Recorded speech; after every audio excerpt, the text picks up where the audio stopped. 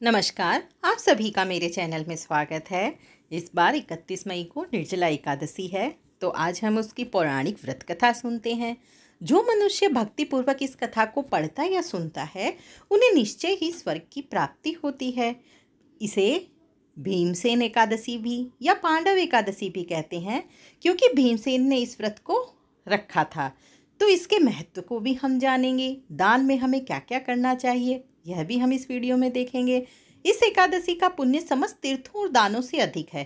केवल एक दिन मनुष्य निर्जल रहने से पापों से मुक्त हो जाता है। जो मनुष्य निर्जला एकादशी का व्रत करता है, उनके मृत्यु के समय यमदूत आकर नहीं घेरते, वरन भगवान के पार्षद उसे पुष्पक विमान में बिठाकर स्वर्ग की ओर ले जाते हैं। अतः संसार में सबसे श्रेष्ठ निर्जला एकादशी का व्रत है। अतः अब ये कथा हम शुरू करते हैं।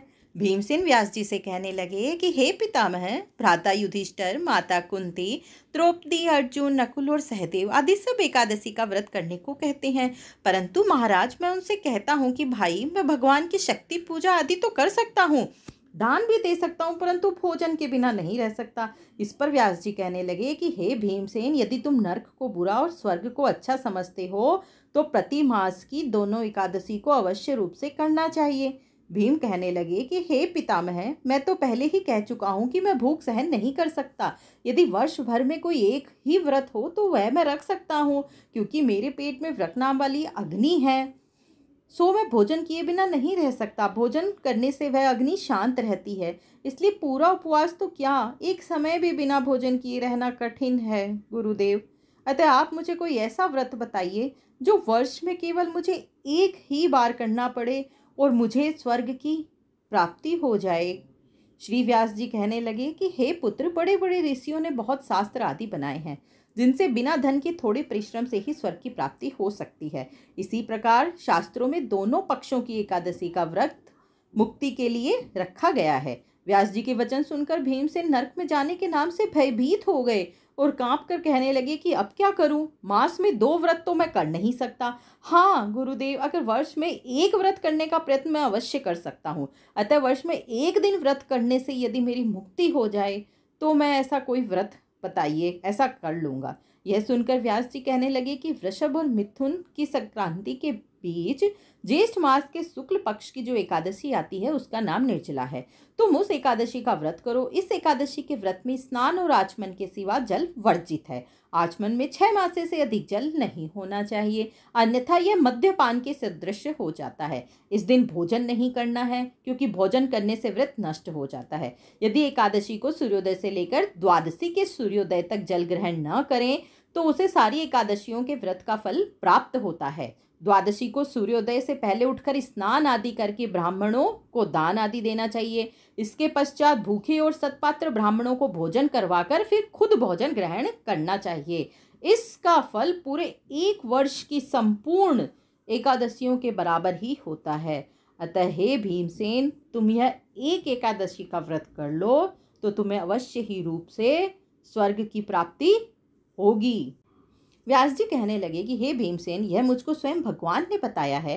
इस एकादशी का पुण्य समस्त तीर्थों और दानों से अधिक है।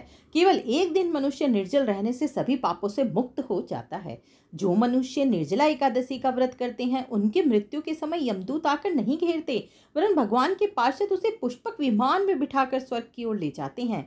अतः संसार में सबसे श्रेष्ठ निर्जला एकादशी का व्रत है, इसलिए यत्न के साथ इस व्रत को करना चाहिए। उस दिन ओम नमो भगवते वासुदेवाय मंत्र का उच्चारण लगातार करते रहना चाहिए। इस प्रकार व्यास जी की आज्ञा अनुसार भीमसेन ने इस व्रत को किया, इसलिए इस एकादशी को भीमसेनी या पांडव एकादशी भी कहते हैं। निर्जला व्रत करने से पूर्व भगवान से प्रार्थना करें कि हे भगवान, आज मैं निर्जला व्रत करता हूँ, दूसरे दिन भोजन करूंगा। मैं इस व्रत को श्रद्धा पूर्वक करूंगा, अतः आपकी कृपा से मेरे सब पाप नष्ट हो जाएं। इस दिन जल से भरा हुआ एक घड़ा वस्त्र से ढककर स्वर्ण सहित दान करना चाहिए। अगर स्वर्ण नहीं है तो आप कुछ पैसे या जो आपकी इच्छा अनुसार उससे दान दे सकते हैं।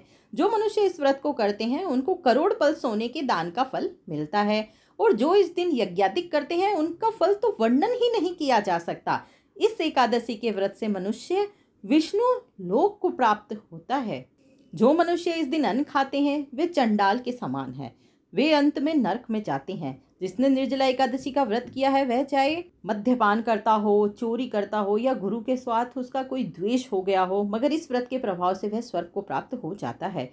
हे कुंती पुत्र, जो मनुष्य या स्त्री श्रद्धापूर्वक इस व्रत को करते हैं उन्हें अग्रलिखित कर्म करने चाहिए। प्रथम भगवान का पूजन, फिर गोदान, ब्राह्मणों को मिष्ठान व दक्षिणा देनी चाहिए। जल से भरे कलश का दान अवश्य करना चाहिए। निर्जला के दिन अन्न, वस्त्र, उपाहन, जूती आदि का दान भी करना चाहिए। जो मनुष्य भक्तिपूर्वक इस कथा को पढ़ता है या सुनता है उन्हें निश्चय ही स्वर्ग की प्राप्ति होती है।